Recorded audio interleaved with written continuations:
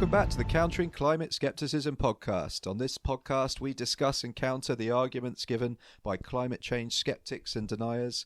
We explain the truth behind climate change and unpick the factual reality from the sensationalist climate skeptic arguments you might see on social media or in the news or spouted by recently elected leaders, possibly. We aim to help you challenge any climate denial arguments you might come across. My name is John Rainier, a history teacher, and I'm joined by my co-host Mark Prosser, a climate scientist who has recently finished his PhD. In the last episode or two, we mentioned that having worked our way through the ziggurat of climate denial, we will shortly be bringing this podcast to a close. This episode is likely to be the last but one. However, it's a very important one, since in a single episode, we hope to summarise the contents of the entire series for you. Call it a revision episode if you like, an episode where we will bring it all together and we're going to attempt to squeeze it all into just one episode. After a period, the podcast will disappear from podcast land, but we're going to be uploading all the episodes onto YouTube, so keep an eye on that. They're going to be accessed in perpetuity at www.youtube.com/@countering-climate-skepticism. Skepticism spelt with a K.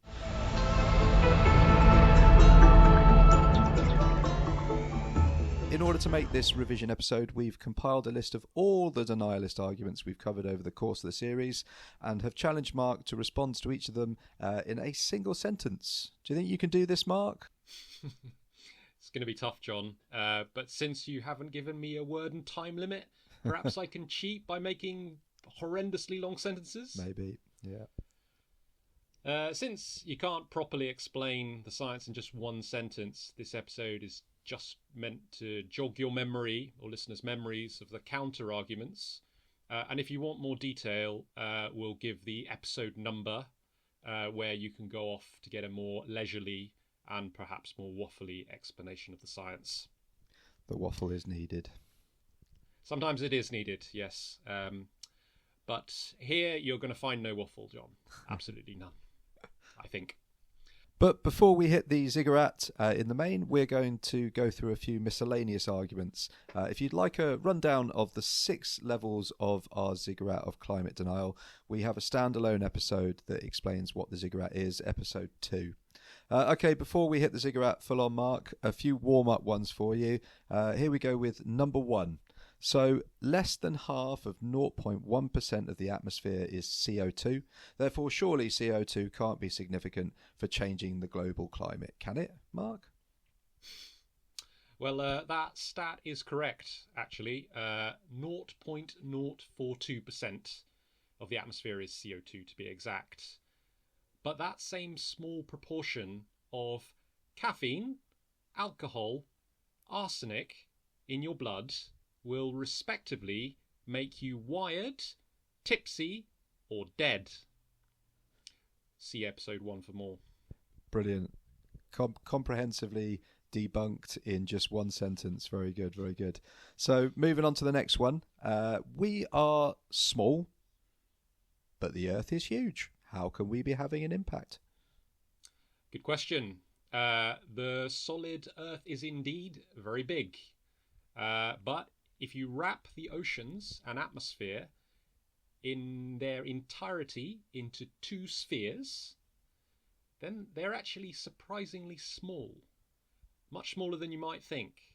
So it's hard to imagine what I'm going on about, but there's a particular picture which we'll put in the show notes which will make this very clear. You'll be surprised. Check it out. See episode 2 for more on this. Awesome.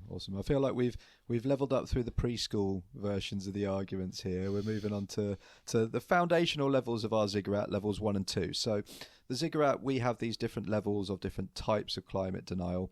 And the first level of this, the kind of foundational level, is the world is not warming. This is often an argument that denialists make. The world is not warming, and if it is, it's not us. So those are the 2 levels. The world isn't warming, but if it is, it's not us. So these are easier to disprove, but understanding why it's wrong teaches you a lot of really cool things about climate science along the way.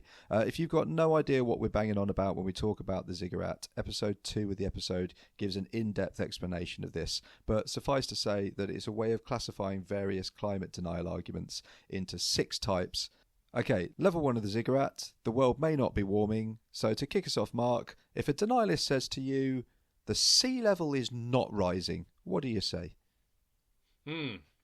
So here, sea level stands in for many other physical changes in the climate system caused by man's increasing of greenhouse gases like CO2. This sentence could have equally been, temperature is not rising. Sea ice, land ice is not melting. The ocean isn't acidifying. I think you get the picture, John. To someone saying any of these things, simply point them to a reputable data source, of which there are many independent ones, and get them to graph the data themselves. They'll quickly find these things are regrettably rising, increasing, melting, and acidifying. See episode 3 for more on that one. P.S. Just to add, if at any point your denier skeptic turns around and says, but scientists around the world can't be trusted, then you're probably dealing with a conspiracy theorists, and you might as well save your breath for someone who you can convince. Yeah. Some people can't be convinced. Yeah. Nice response there, Mark. Bit longer than one sentence, but we can tell you're warming to your subject matter. It must be very difficult to be this succinct over things that you're that passionate about. You make a good point, John, but I guess in my defence, I kind of folded 4 skeptic arguments into the one. Okay. So, 4 for the price of one. 4 for the price of one. Fair enough. Okay, I'll let you get away with that one. All right, so the next one. It's not CO2, it's water vapour causing the warming because it's much more abundant and a much more powerful greenhouse gas. Yes, both those things are true. So in episode 3, I did a somewhat convoluted, in hindsight, explanation for this one.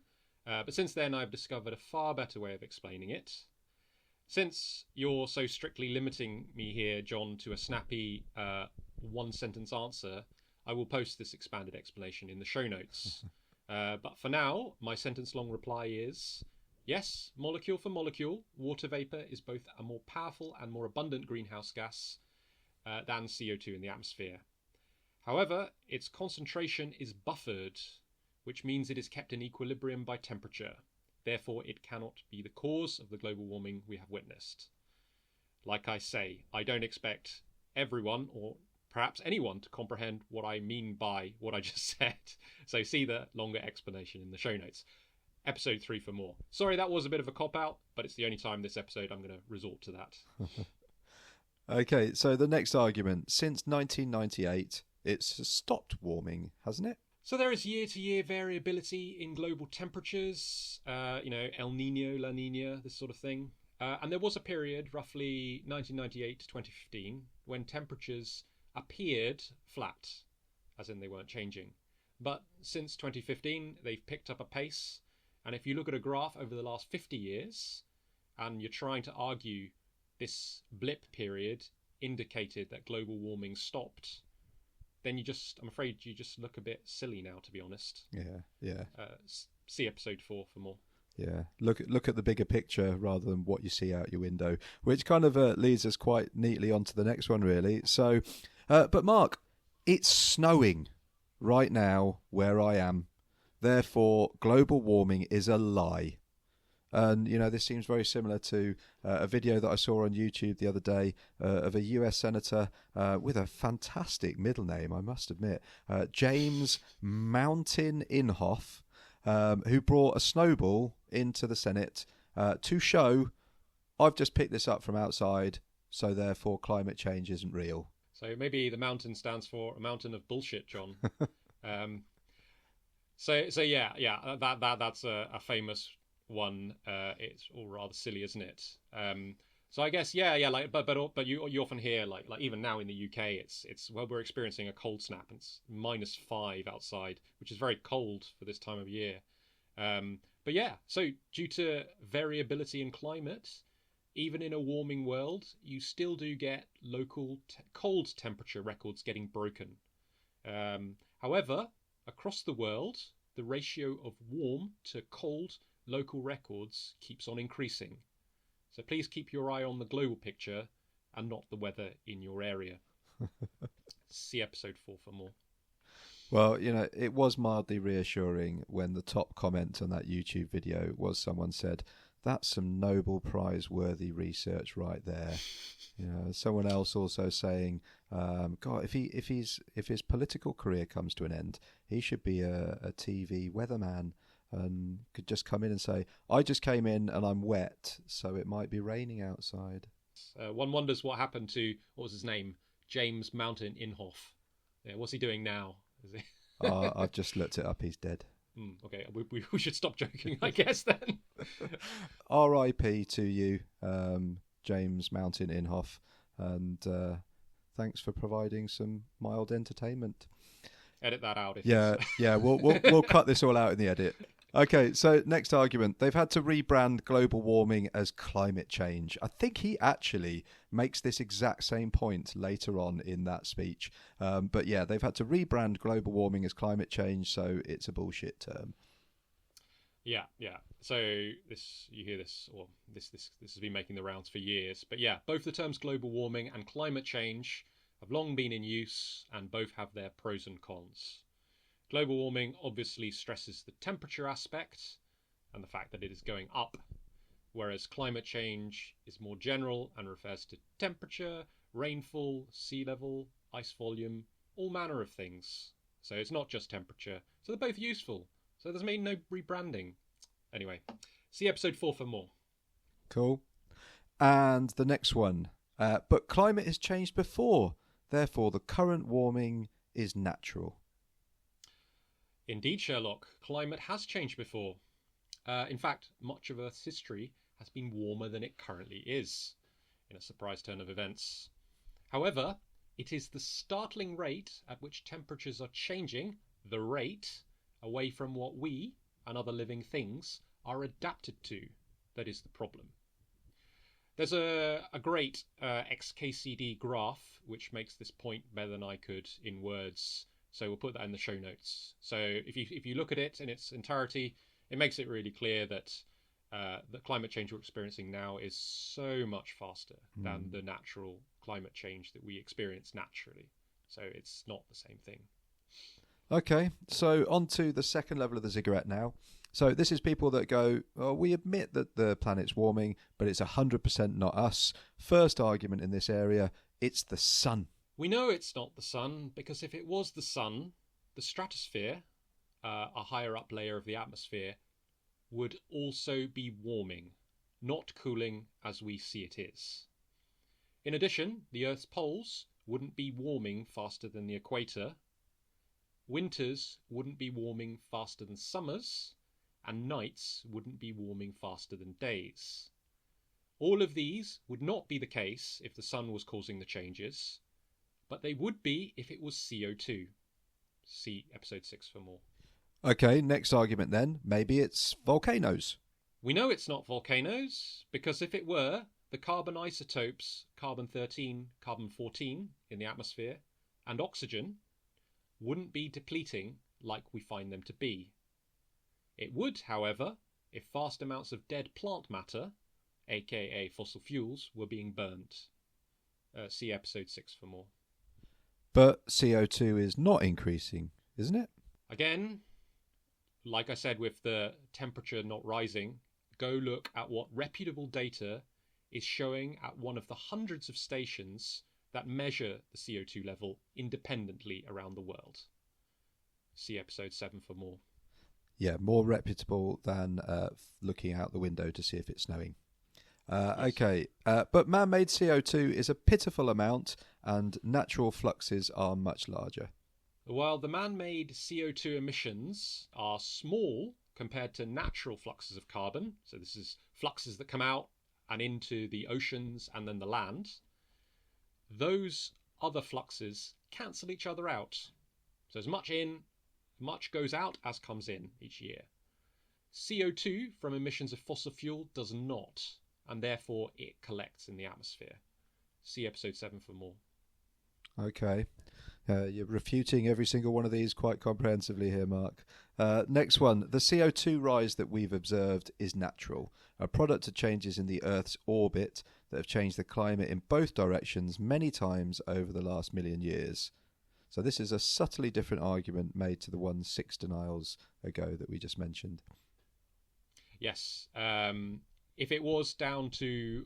If the changes we're noting now was down to orbital changes, which have indeed changed the climate in the past, albeit far more gradually over the past 1 million years, then currently we ought to be getting colder, not warmer. So from orbital changes, we're in a cooling phase, or we should be in a cooling phase. We're not.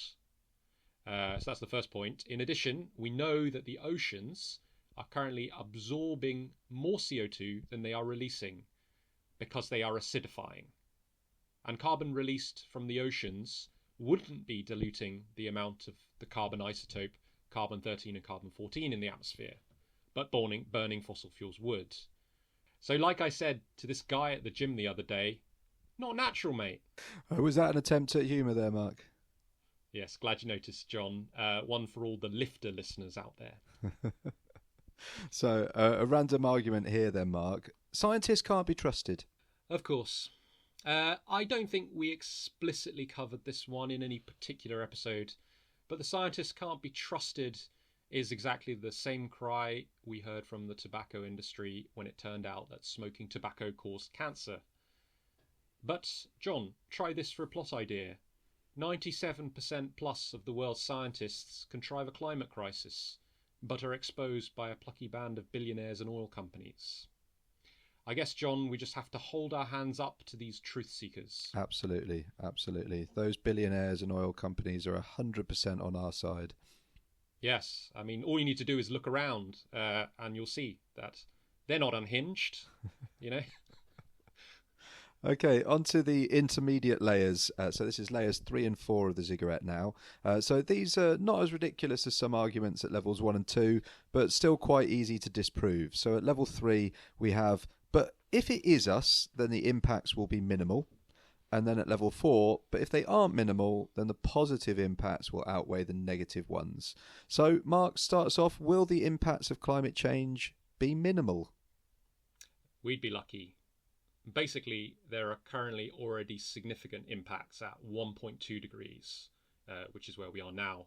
See, for example, the number of floods and forest fires around the world in just the last year. And by no means have we stopped emitting carbon dioxide into the atmosphere yet. Things, unfortunately, will get worse. If we're lucky, the eventual impacts will be moderate to bad. If we're really unlucky, things could get really quite awful. So minimal really isn't the reality-based word I'd use, John. See episode 9 for more. Oh, see, this is where politicians are missing a trick, aren't they? You know, all of this populist bullshit, when actually all they need to do is going, we're striving for a future that won't be really quite awful. You know, that would win my vote. The enthusiasm in your voice there, John. Okay, so the positives outweigh the negatives, don't they? Maybe with up to 1 degree of global warming, maybe they did, average globally. You know, grapes in the UK, wine in the UK, rather than gives a shit about grapes. But we are now way past this and headed in the wrong direction. So this argument definitely doesn't fly anymore if it ever did. Not looking at anyone in particular, Bjorn Lomborg. See episode 10 for more. Okay.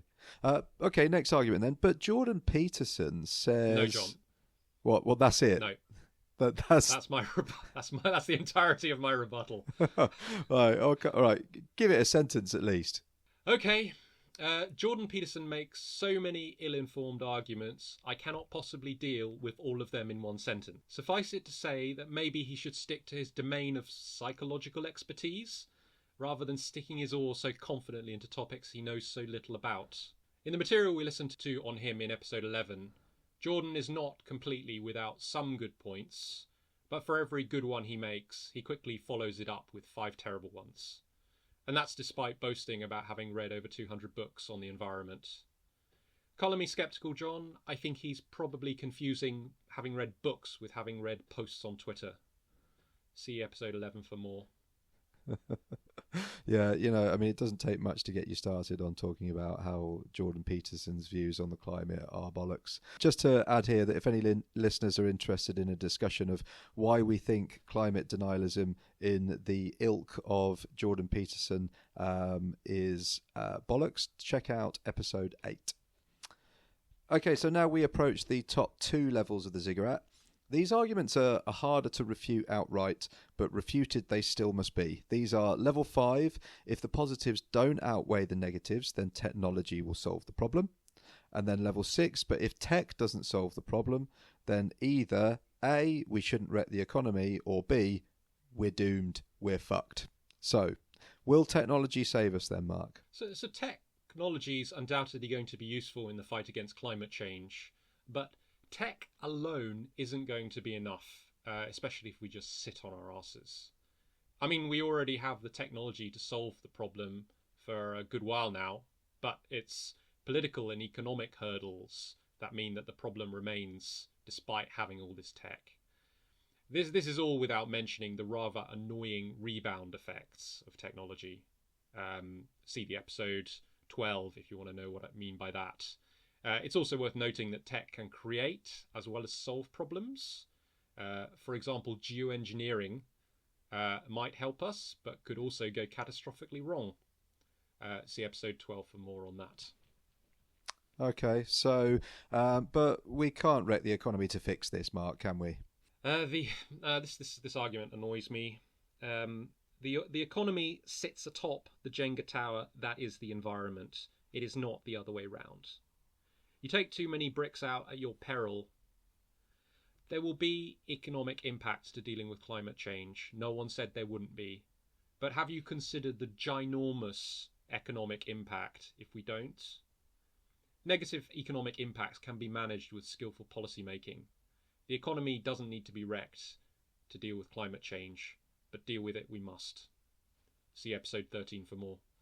Okay, so coming to the very final level of climate denial.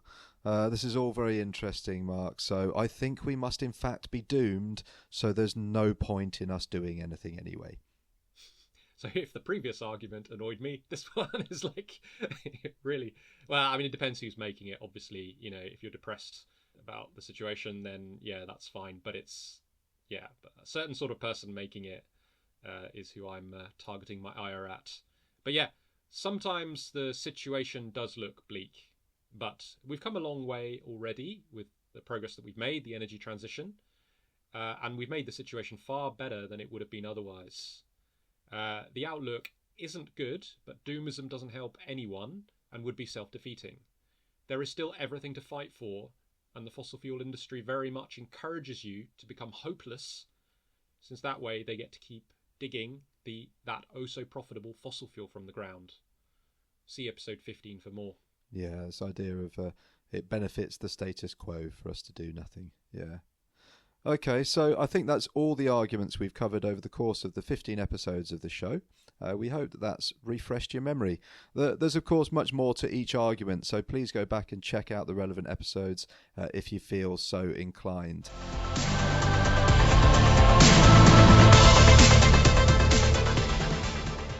Climate good news stories for us, John, after the doom of the last question? Yeah, I thought, you know, seeing as where we're recording right now at the beginning of 2025, and we thought we'd offer a year in review as we start the new year. Shout out to Ecosia. I think that's how you pronounce it. Spelled Ecosia.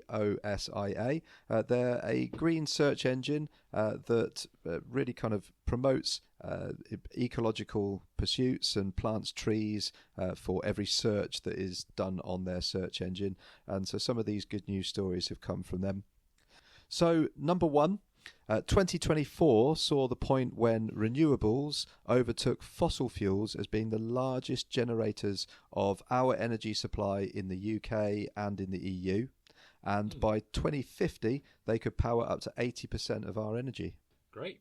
Second one, in South Korea, children have sued their government for weak climate policies and won, forcing the government to step up on their climate goals. And Hawaii also won a case against decarbonising the transport system.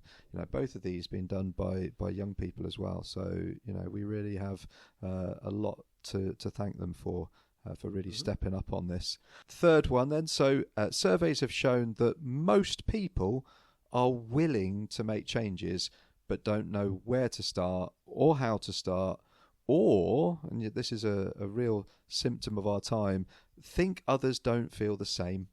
So don't assume, I think the message I taking from this is, don't assume that because there are people loudly on social media saying that climate change is bollocks and that all of this attempt to do stuff about it to help the environment is a waste of time, that these aren't in the minority. They're a very loud, vocal minority, and that actually a lot of people are willing to do stuff. So take a lead. Action is the antidote to despair. Be the person that steps forward and looks into those things and shares that information with others. Number 4 then. So electric cars in Norway now outnumber petrol and diesel cars. So we're actually seeing countries where they have fully got behind the idea of electric cars. And if you ever want like a country that really demonstrates that electric cars work, I've spent 3 weeks living in Norway. It's pretty inaccessible. And when people talk about, but with my petrol car I couldn't get from here to the nearest town and back, there are people living in fucking Norway using electric cars to get around. So I think this idea of how limited the range on them is far less of a problem than people being led to believe. Okay, and number 5, California has passed a bill tackling fast fashion. So this is called the Responsible Textile Recovery Act, and that it never ceases to amaze me how much shit we create as a species. This one really does take the piss.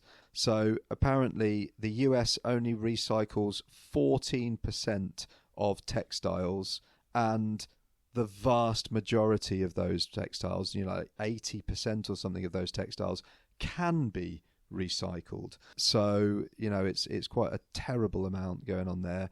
So basically this new Textile Recovery Act basically means that clothing companies need to submit a plan for collection, repair, reuse and recycling of clothing and textiles to the local department for review. Upon approval of the plan, or by the July the 1st of 2030, whichever occurs first, non-compliant producers will be subject to penalties of up to $50,000 per day. So a real attempt to step up and put the ownership back on companies, on industry, in order to make these changes happen. And that really does seem to be, from my understanding of things, what is going to really make the difference here. Yes, we can all, as individuals, do stuff to improve things, but we're only really going to see massive, rapid improvements in the climate crisis if companies are put under more pressure to actually do their bit. Yeah, there's definitely, like the large scale, the governments and companies, very important in dealing with the climate crisis. So all these stories together highlight there is capacity for improvement in lots of areas. Every step makes a big difference, especially when tackling industrial level waste. Okay, so we're at the end of the episode here, and for our final episode we'll do another QA session about climate deaths and carbon taxes. We hope you'll join us then. If you have any other burning questions, now is really the time. Speak now or forever hold your peace, so to speak. So please email them to us at ccspod280@gmail.com. So that's it for this episode. Thank you for listening. You can find a link to all the materials we have referenced in this episode in our show notes. If you want to know more about the Countering Climate Skepticism podcast, check out our website at ccspod.podbean.com. You can also check out our new YouTube channel at www.youtube.com/@counteringclimateskepticism. If you've enjoyed the episodes and would like to support the show further, you can leave us a review on Apple Podcasts. If you want to send us feedback, suggestions for denial, skepticism, contrarian arguments or ideas for guests, or connect with us on social media. So goodbye from me, John Rainier. And goodbye from me, Mark Prosser.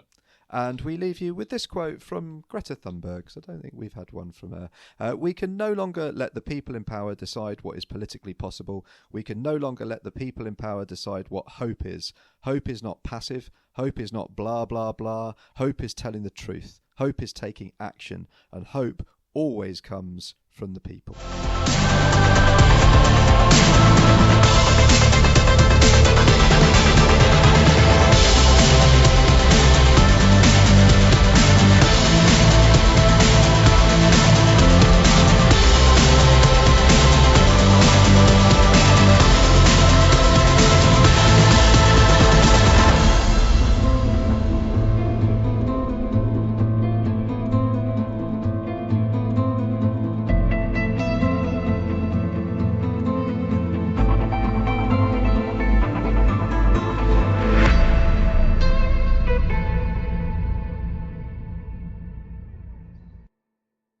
They are a green search engine that plants trees to kind of benefit the economy. What am I talking about? That's bollocks. I'm going to say that again.